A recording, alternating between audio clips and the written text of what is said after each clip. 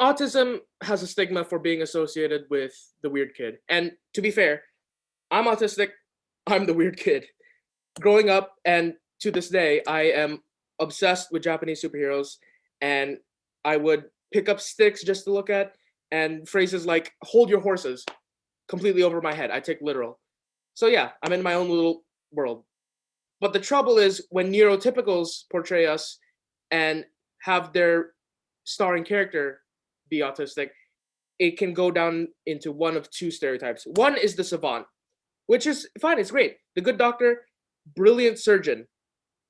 But the trouble is that's only 10% of us. It sets a really high bar. A lot of us are just going to be regular workers. And a lot of us, because of our disabilities and the lack of accommodations, we're not going to get employment. And it sucks. And when we don't reach that bar, it leads into the even worse stereotype, the tragedy. Sia just released the movie Music, and she already implied before it was released that working with an autistic actor would be difficult. So it already sets the tone of being unwanted. But what's worse is there's a scene where they use prone restraint against the kid. They force her onto the ground in the middle of a meltdown and they're crushing her chest. And that could easily hurt or kill a person in real life. It has several times in the past. So to continue this imagery, it hurts. We're seen as animals or demons. And again, it feels like we're unwanted. Now, there is hope. There are good portrayals, something like Community.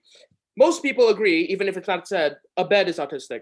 He's funny in love, but he's also blunt. He's very literal. He's obsessed with movies to a fault. But he's written with nuance and he's made to feel like an actual person. The thing is, autism is a spectrum. There's so many of us, different pros and cons. And a lot of you might be asking, what's the best way to portray us? What's the best way to help us? And honestly, it really just comes down to communication.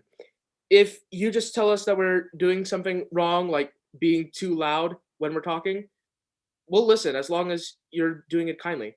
And if you just listen to us, if we say that we need to bring our favorite toy to a place we're anxious about, please let us.